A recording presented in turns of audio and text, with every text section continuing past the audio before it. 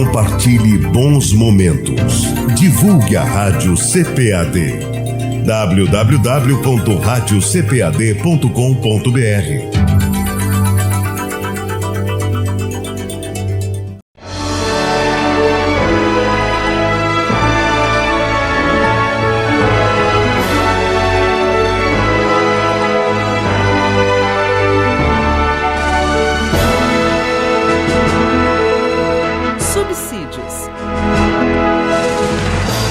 Lições Bíblicas Adultos. Lição 1. O Verbo que se tornou em carne.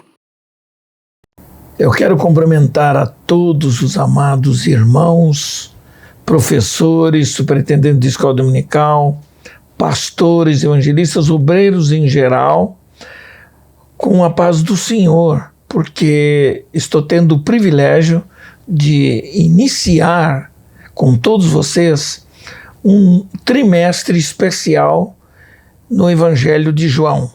E para tanto, essa é a lição que vai acompanhar. Eu quero que você veja isso aqui, é a lição que vai acompanhar. Junto à lição, nós temos o livro auxiliar, que na verdade ele expande os conhecimentos da revista. Ele não é uma mera repetição da revista, mas ele expande os conhecimentos da revista, dando ao professor subsídios capazes de lhe orientar e de lhe ajudar na ministração da sua aula perante os seus alunos. E eu quero começar falando exatamente, numa breve introdução, do Evangelho de João, porque é impossível tratar de uma matéria tão rica no Evangelho de João sem falar da pessoa dele e do que ele representou na história da igreja para todos nós. Um teólogo chamado William Carey Taylor, era um teólogo do século XX, na década de 50, ele escreveu um comentário sobre o Evangelho de João. E ao apresentar os seus estudos introdutórios nessa matéria, ele referiu-se a João como a águia da cultura da fé, a qual chegou à sua madureza e majestade, a máxima envergadura das aves reais do voo celeste. É interessante a riqueza filosófica e poética deste teólogo. Na verdade, já haviam se passado um século desde que Jesus apareceu no cenário da vida judaica, quando ele encontrou os filhos de Zebedeu, João e Tiago. Esses foram convidados a se tornarem seus discípulos. João, em especial, nesta revista, foi tratado como o discípulo amado por Jesus, muito mais pelas características de carisma e de lealdade de João. Ele foi, na verdade, o último sobrevivente dos apóstolos de Jesus até o final do primeiro século da era cristã. Ele levou, na verdade, algum tempo para escrever o último evangelho. E quando ele o escreveu, sua maturidade cristã e suas experiências históricas o fez desenvolver a história de Jesus por uma narrativa um pouco mais teológica do que de fato histórica. Porque ele escreveu um evangelho focado na pessoa de Jesus, destacando em especial a sua divindade e a sua humanidade. Por isso, seu evangelho não foi cópia dos 3 outros evangelhos de Mateus, Marcos e Lucas, que são chamados evangelhos próximos ou sinóticos. Segundo os estudiosos da pessoa do ministério de João, ele teve como propósito principal ao escrever seu evangelho focar na disseminação de sua crença de que Jesus não era um homem comum, mas era o Filho de Deus, Essencialmente, ele escreveu com a intenção de revelar não apenas a história do ministério terrestre de Jesus, mas principalmente o de revelar não só a humanidade de Jesus, mas acima de tudo, a sua divindade. O teólogo Hansey Mitchell escreveu que a inspiração de João não consiste em um Deus que dita sua mensagem ao seu secretário, mas entendemos que João buscou nas suas próprias memórias essas histórias e estes fatos apresentados, porque ele teve à sua disposição muitos testemunhos e ele os reuniu tudo para contá-las por escrito. Por isso o propósito do seu evangelho foi declarado especialmente no capítulo 20 e versículo 31 do seu evangelho, quando ele diz o seguinte: estes, porém, foram escritos para que creiais que Jesus é o Cristo, o Filho de Deus, e para que, crendo nele, tenhais vida em seu nome. Ora, meus amados irmãos, amigos, professores, dos evangelhos escritos, o evangelho de João é o que apresenta o retrato mais exato da pessoa de Jesus que o mundo possui em toda a literatura mundial.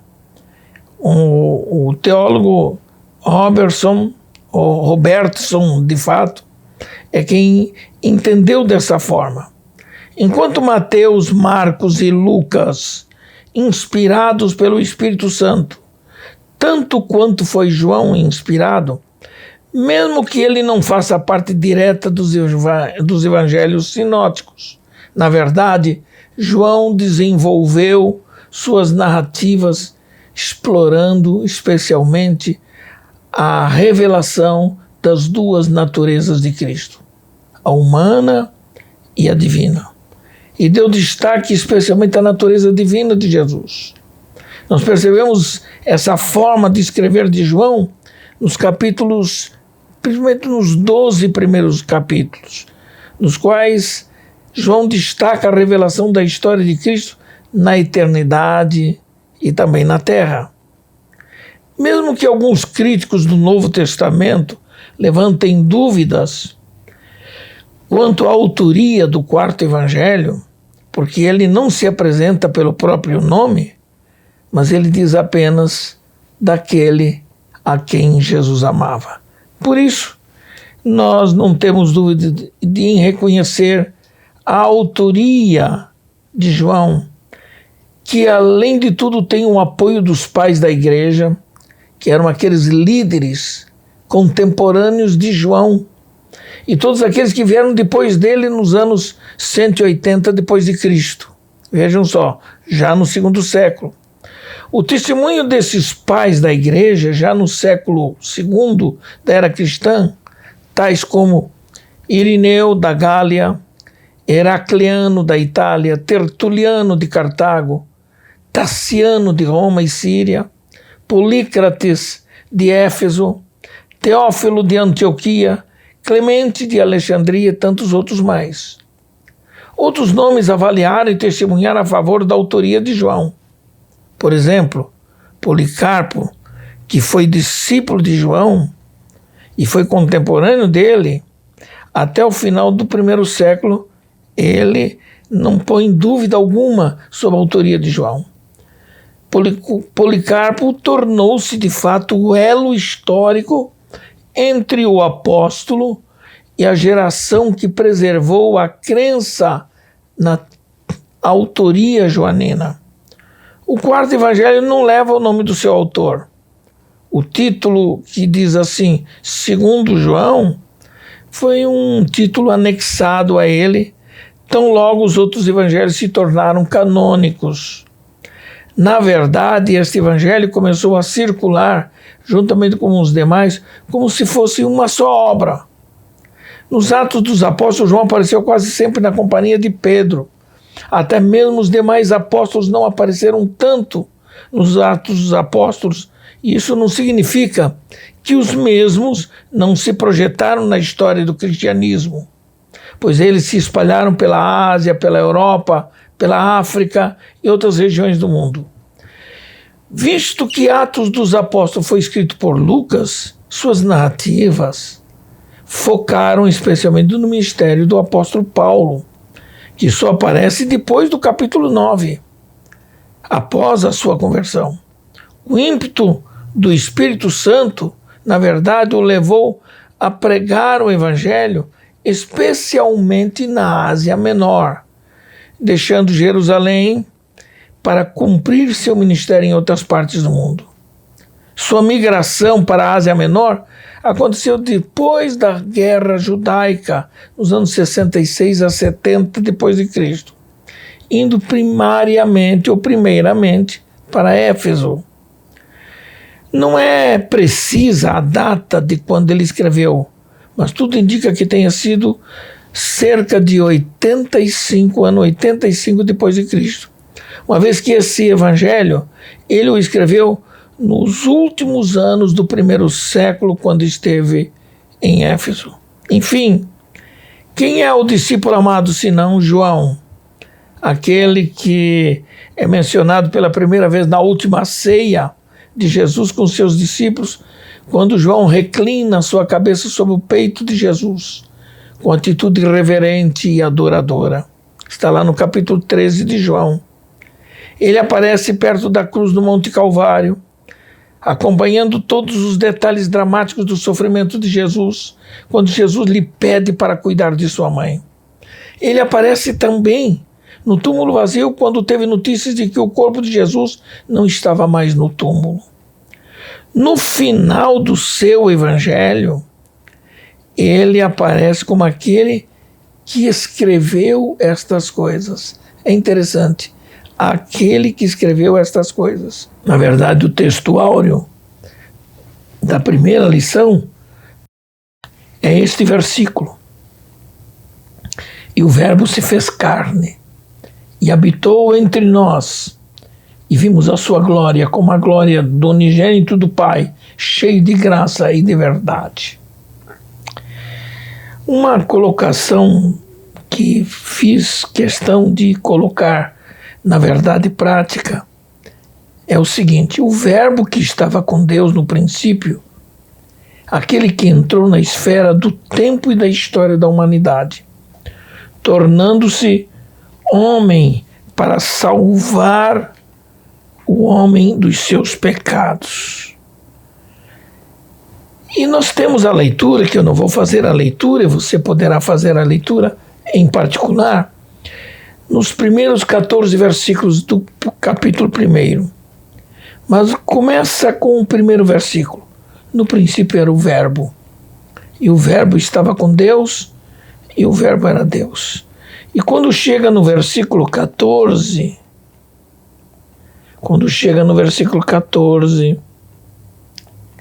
você vai notar algo especial quando diz assim: e o Verbo se fez carne e habitou entre nós, e vimos a sua glória como a glória do unigênito do Pai, cheio de graça e de verdade. Meus queridos irmãos, professores, pastores, líderes, indiscutivelmente o Quarto Evangelho é o livro preferido de todos os livros da Bíblia. A sublimidade com que o apóstolo João coloca e apresenta Jesus o torna singular, porque não há nada mais profundo e belo do que este livro. E João se identifica pelo nome em seu evangelho. Ele não se identifica pelo nome em seu evangelho, mas ele se apresenta como aquele que era amado por Jesus. Sua comunhão com Jesus era tão forte que os demais discípulos tinham uma certa rejeição a João por causa dessa relação amistosa com Jesus. Essa comunhão com Jesus o levou a conhecer em maior profundidade o coração do Mestre. e obter uma revelação especial sobre quem era Jesus. E é isto que importa para nós. Por causa disto, ele, João, desenvolveu uma autêntica cristologia. Porque o autor, que é João, retrata a pessoa de Jesus com uma visão das duas naturezas de Cristo, a divina e a humana. João, o discípulo amado, teve a oportunidade de perceber as características divinas de Cristo, bem como entender a revelação dessas características como aquele que é chamado de o Logos divino, ou seja, o Verbo, a palavra viva que se fez carne, nascido de mulher, gerado pelo Espírito Santo. É interessante que os teólogos tratam essa primeira parte da leitura que nós fizemos, ele trata como se fosse o prólogo de João. E João resume o início do seu evangelho como a palavra que estava junto com Deus, o Pai, no princípio, mas que entrou na esfera do outro tempo e da história. Por isso João o apresenta como Filho de Deus, que foi enviado ao mundo para tornar-se o Jesus da história. Então, fica evidente que João, ao usar o termo grego logos, que significa verbo ou palavra, para fazer frente à tese filosófica secular da época da palavra logos, apenas como razão ativa no mundo. Na verdade, João estava enfatizando não só a divindade de Jesus, mas estava mostrando a importância de Jesus nessa história extraordinária que envolve a pessoa de Jesus em sua natureza humana e sua natureza divina. Por isso, no primeiro ponto da lição, você tem Jesus como o Verbo eterno, o Verbo pré-existente e encarnado. Meu caro professor, se você não puder crer nesta declaração, você não tem condições de ser professor na escola dominical. Porque nem mesmo um cristão autêntico renunciaria ou negaria essa verdade. Mas eu sei que você crê que o texto dos primeiros 18 versículos do capítulo 1 do Evangelho é tratado aqui como um prólogo do Evangelho, ou seja, a palavra prólogo, ela ganha sentido especial nesse primeiro capítulo do Evangelho, porque João inicia a sua narrativa sobre Jesus afirmando a natureza divina do Filho de Deus e o denomina como o Verbo que veio de Deus e que era o próprio Deus. João utiliza uma linguagem própria da sua maturidade apostólica. Imagina, conviveu com Jesus por mais de 60, 70 anos atrás. Pois quando ele escreveu esse evangelho, já se haviam se passado muito mais do que isto do seu ministério apostólico agora, entre 60 e 70 depois de Cristo. Então ele usa um vocabulário singular nesse prólogo, levando muitos eruditos à conclusão de que João tenha certamente incorporado em seu evangelho. Entretanto, o que importa para nós é que o Espírito Santo inspirou e João registrou a revelação sobre o seu mestre, destacando e colocando a história de Jesus numa perspectiva cósmica. O Logos que criou todas as coisas encontra expressão numa pessoa em particular, Jesus Cristo, que habitou entre nós como Deus encarnado. Eu poderia falar muito mais sobre isso, mas é interessante como é que o texto começa. O texto começa dizendo assim, no versículo 1, no princípio. Estas são as palavras iniciais do seu evangelho. A mesma expressão utilizada no livro de Gênesis. A diferença na importância da palavra princípio no Gênesis tem a ver com a criação do universo material, físico.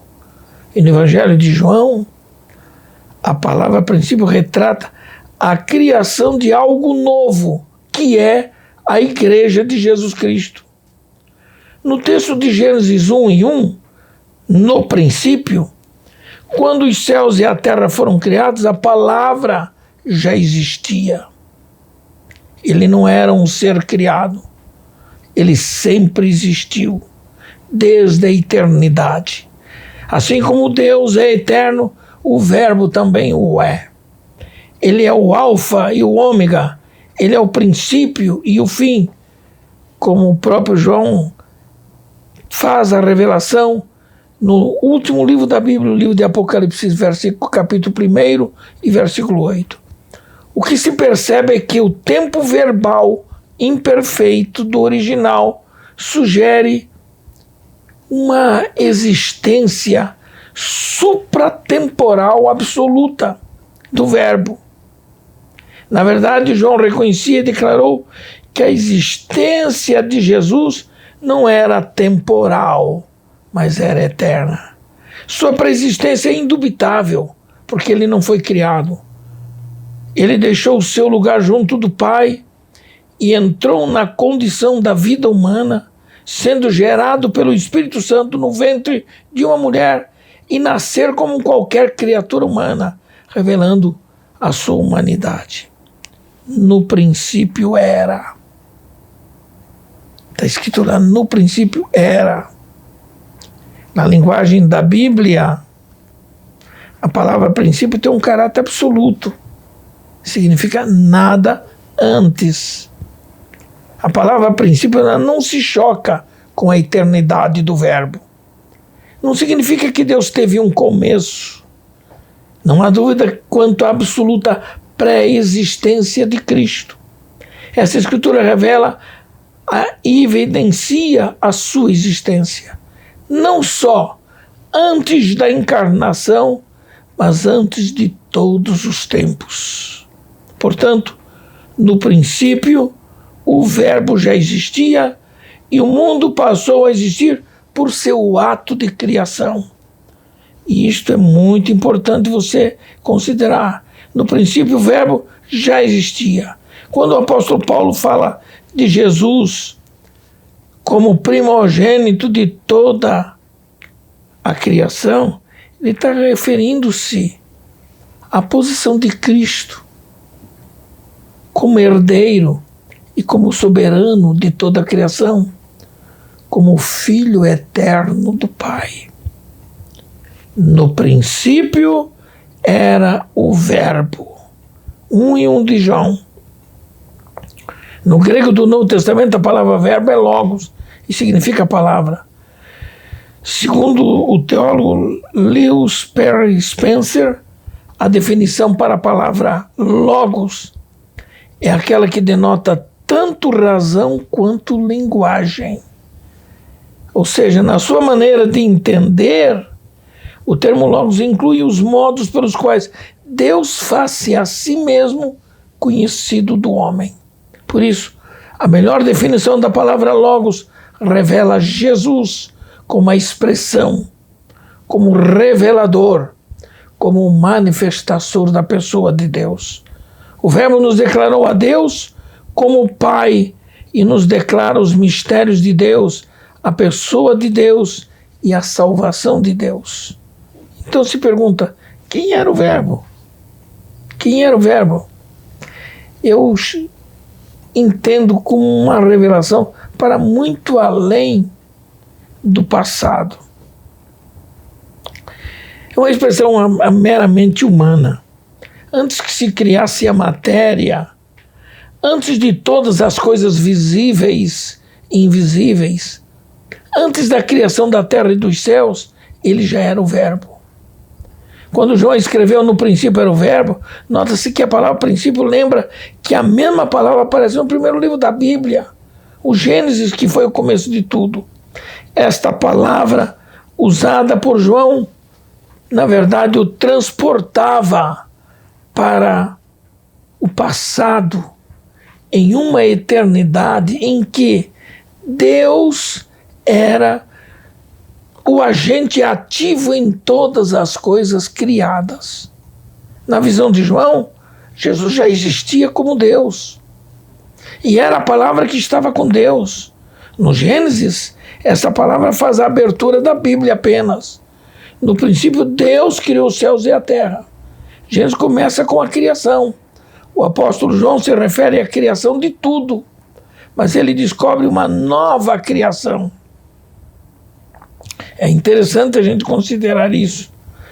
Tanto aparece lá na segunda carta de João, no capítulo 3, e em 2 Coríntios 5,17, Marcos também apresenta em seu evangelho, usando a palavra princípio, quando ele diz o seguinte: princípio do evangelho de Jesus Cristo. Ora, se Marcos escreveu sobre o ministério público de Jesus na terra, João também escreveu sobre Jesus, mas focando sobre a divindade revelada de Jesus na terra. João também escreveu sobre Jesus porque ele queria expor em seu evangelho o fato de que Jesus era o Verbo de Deus e era o próprio Deus. Por isso, ele já desfrutava, como Jesus, desfrutava da existência infinita, sem início, sem fim. Esse é o grande mistério que só será revelado quando a igreja e todos os santos estiverem com ele para sempre. Por isso, é muito importante considerar todos esses aspectos que nós estamos tratando aqui com vocês. Deixa eu só dizer isso para vocês aqui para encerrar essa palavra inicial. Em primeiro lugar, quando nós falamos de quem era o Verbo, falando da revelação para além do passado, entendemos que no capítulo 1 e depois no capítulo 5, versículo 26, João revela que ele existia por si mesmo e ele estava com Deus. No texto de João 5, 26, Jesus, além de declarar que o Pai tem a vida em si mesmo, assim também deu ao Filho ter a vida em si mesmo. Que expressão fantástica e profunda, demonstrando que a sua natureza divina revela que ele, Jesus, é a fonte de vida eterna. E quem o conhecer receberá a vida eterna. Ora, se ele, a semelhança do Pai, tem a vida em si mesmo, entende-se que ele, além de existir por si mesmo, está lá em João 5,26, é eterno e infinito, isto é, sem começo e sem fim. João diz que ele é a palavra, o Logos, que ele estava com Deus, o Pai, antes da criação do mundo. Por isso, o Logos do Evangelho não é, como afirmam alguns teólogos equivocados. Eles dizem que Jesus era apenas a razão impessoal de Deus. Isso era o que pensavam os estoicos.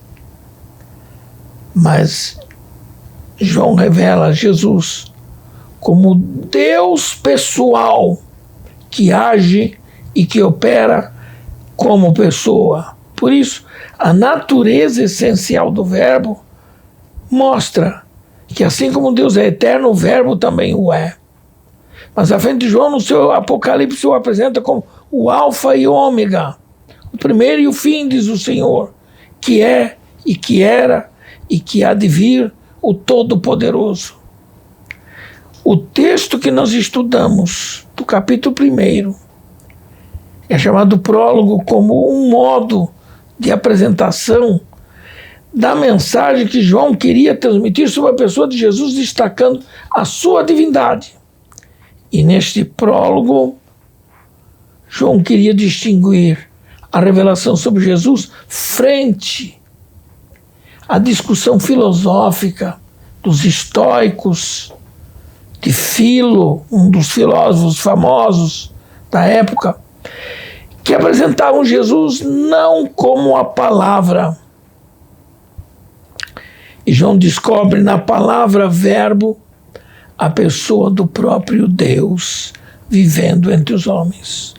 Como verbo encarnado, ele foi reconhecido por muitos e adorado como Deus, os quais deram testemunho acerca dele. Por isso é que nos versículos seguintes, nos versículos 3 e 4, Jesus, como verbo, ele é vida e ao mesmo tempo ele é luz entre os homens. É muito interessante considerar esse aspecto, porque nele estava a vida. Desde a eternidade, ele sempre foi exatamente a vida. As trevas, por exemplo, são a representação da obscuridade espiritual do pecado. E para romper com essas trevas, Deus enviou inicialmente João Batista, o qual se tornou testemunha da luz que viria sobre o mundo. Ele não era a luz, João Batista, mas ele era a testemunha em favor da verdadeira luz, que era Jesus Cristo. É interessante que João Batista, embora ter sido enviado por Deus para testemunhar e anunciar sobre a luz, ele falava a palavra, mas ele não era a palavra. Ele cumpriu com eficiência a proclamação da verdade sobre a palavra. João anunciou a vinda de Jesus e disse que Jesus era a vida e a luz que os homens precisavam. E é isso que nós precisamos entender. Para terminar aqui, deixa eu dizer isso a vocês o seguinte. Quando a Bíblia dá testemunho de João, está lá no versículo 6 a 8, fica se perguntando quem era João Batista. O contexto o apresenta como sendo João Batista, o profeta do deserto, como aquele que foi enviado para preparar o caminho para receber quem? O Verbo divino. João Batista veio como profeta e testemunha ocular de que Jesus foi enviado por Deus para ser a grande luz que o mundo precisaria conhecer. E é isto que importa para todos nós. Uma coisa que a gente descobre aqui. João falava de Jesus como uma palavra viva. A vida e a luz que emanam dele, porque ele é a fonte da vida e da luz. Isto dá direito a todos quantos quiserem se tornar filhos de Deus de receberem não apenas a salvação de suas almas, mas receberem essa luz em suas vidas. Se Israel, como povo, rejeitou a bênção da salvação, mediante a obra magistral do Calvário, o Senhor concedeu a todo mundo, independente de raça, de cor, de etnia ou de língua, mediante a aceitação da oferta salvadora de Cristo, de se tornarem filhos de Deus, aqueles que confiarem no seu nome. Sejam eles judeus ou gentios. A aceitação da luz que foi manifestada revela o plano redentor de Deus para toda a humanidade. Os judeus sempre reivindicaram o direito hereditário de serem chamados filhos porque eram filhos de Abraão. Mas foi aos gentios que foi garantido também a herança de filiação a Deus. Portanto, como crentes em Cristo, nós fomos contemplados com o direito de sermos chamados filhos de Deus. É interessante que no versículo 13 do mesmo primeiro capítulo, João diz que os que se tornam filhos de Deus não são gerados segundo a vontade da carne, nem do sangue, nem da vontade do homem, mas gerados pelo Espírito Santo. Trata-se aqui de uma geração espiritual por obra do Espírito Santo, porque eles, gentios e judeus, convertidos, são filhos nascidos não da descendência natural, nem da decisão humana de quem quer que seja, mas eles nasceram de Deus. E isto é muito importante. Por isso, Jesus, quando humanizou-se, ele fez questão de mostrar o seu lado divino para que o mundo entendesse que ele não era apenas vida e luz entre os homens, mas um pouco mais do que isto. Um pouco mais do que isto. Ele foi a encarnação real, viva da palavra de Deus, do Verbo divino. Eu gosto da expressão, o Verbo se tornou carne, ou seja, o Verbo simplesmente humanizou-se. O apóstolo Paulo tratou de entender a encarnação do Verbo quando escreveu aos Filipenses que Jesus, sendo Deus, esvaziou-se a si mesmo. Está lá em Filipenses 2:7, no sentido de que ele despojou-se, ele privou-se da glória de divindade que tinha para tomar a forma de homem. Ele não esvaziou-se da essência da sua divindade. Eu vou repetir isso aqui. Ele não esvaziou-se da essência da sua divindade, mas ele esvaziou-se dos atributos de divindade para poder manifestar-se literalmente como homem comum. Isso que importa. E Paulo disse dele que ele se fez semelhante aos homens. Em outras palavras, ele não fez de conta que seria um homem. Ele não foi uma mera emanação de Deus feito carne, não. Ele foi verdadeiramente um homem nascido de mulher, gerado pelo Espírito Santo, sem nunca ter perdido o vínculo com a sua divindade. Mas tudo o que fez, o fez como homem.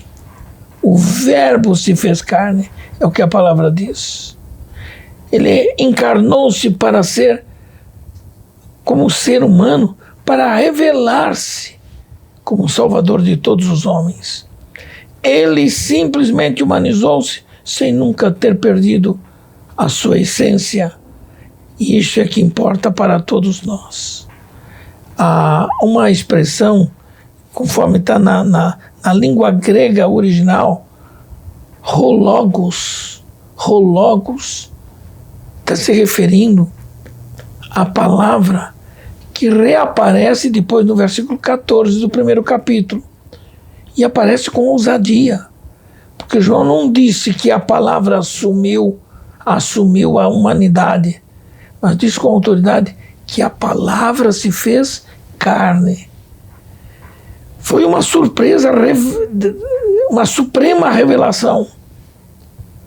Porque o apóstolo nos leva a conhecer a Deus de modo pessoal e glorioso, mediante a manifestação da palavra no Calvário. Por isso é que nós precisamos entender muitas outras coisas acerca do Verbo divino. Por exemplo, a expressão da glória do unigênito do Pai. Uma frase muito mais que uma figura de linguagem, porque o termo unigênito, que significa tão somente único, tem na sua tradução dizendo que ele fez sua habitação, literalmente.